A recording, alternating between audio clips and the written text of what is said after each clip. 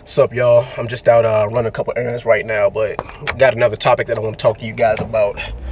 I came across a video a couple days on YouTube by this guy named Donovan Sharpe. Shout out to him. He made a video titled, "Were You Her First Choice?" And I actually got a friend of mine, a female friend, who's going through some relationship problems, kind of a breakup thing, where she asked me a question. She was like, how do you feel about settling? I was like, well, what do you mean? Do you feel like settling down as in committing to somebody, or do you mean settling as in settling for a person, that's going for less than what you deserve? She said, well, I feel like I'm settling for less than what I deserve because I'm with this guy who doesn't appreciate me. And that's the thing.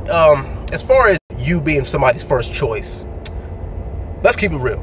9 times out of 10, you're never somebody's first choice. It's rare that you're somebody's number one choice, number one priority.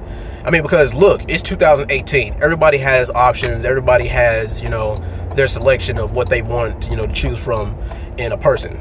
I mean, but now I done got to the point in my life where me personally, being somebody's first choice is kind of irrelevant. Now it doesn't really matter to me because, let's face it, I don't think I've ever been somebody's first choice. Maybe one person, two person, if that. That's just me being generous to myself. But a lot of times you're never somebody's first choice. I mean, look, let's just say if you go out to eat and you're hungry. Let's just say you want Texas Steakhouse, but you're like, I want to explore my other options. Maybe I want seafood. Maybe I want pizza. Maybe I want Italian. But then all those other restaurants are closed. And guess what? All you're stuck with is Burger King. So it's either you settle for Burger King or you go home hungry. Which one is it?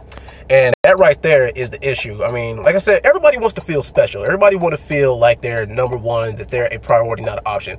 Nobody wants to feel like they're somebody's last resort. Or how crummy do you got to feel if you feel like the only reason why the person you're with right now is just because they feel like they can't do any better, or because, you're their last choice.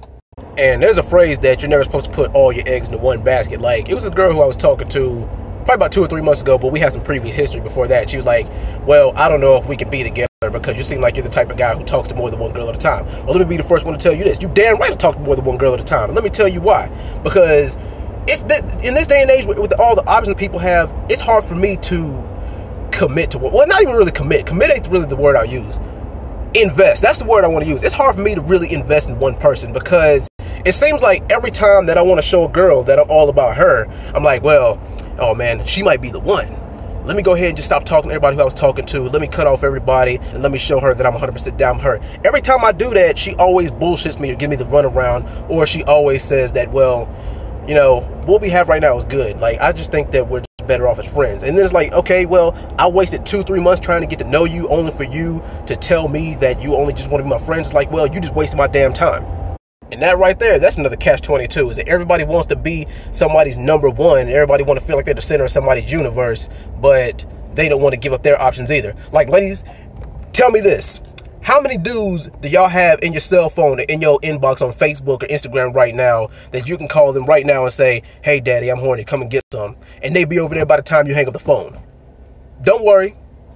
I'll wait. Exactly. Nobody wants to give up their options because they don't want to feel like they're wasting time on somebody.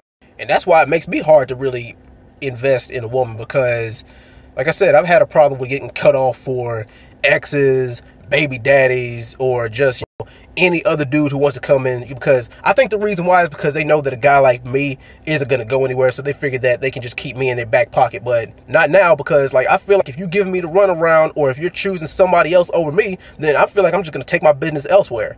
And this is where I got to get on the ladies again too, is that females always say, well, I don't want a dude who's entertaining other females. I want a guy who's, all about me. The thing is, when you ask for a dude who's all about you, be careful what you wish for, because you are going to get that guy who's obsessed with you, worships the ground you walk on, you're the center of his world, and then he's going to end up being one of those crazy psycho stalker killer ass niggas. So when you ask for a guy who is all about you, you're going to get all that and more.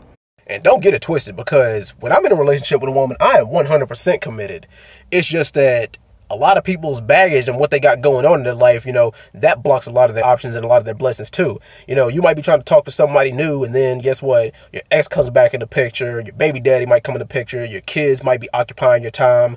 You might have just got out of a bad divorce or something like that. And, that really messes up, a lot of people's options and choices too. And nobody wants to be in a relationship with somebody who has a whole bunch of baggage, because you don't want to be with somebody and then they still have that, that X on their mind, or they're like, well, what if the person I'm with, cheated on me? What if the person I'm with right now cheated on me like my ex did? And the thing is, you can't bring your past into your future, because that's how you block all your blessings. But anyway, I'm going to go ahead and just wrap it up with this, is don't expect so much out of somebody, but only give so little in return. You have to be willing to give what you're willing to get back. Also, don't concern yourself with whether you're somebody's first choice or you're their last choice. Just be glad that they chose you, because let's be real. Everybody has had a history of bad relationships. We've all had a bad relationship or two. And you know what they say, you got to dig through the dirt to find a diamond. And also, when you choose wisely, because the person you choose is a reflection of you.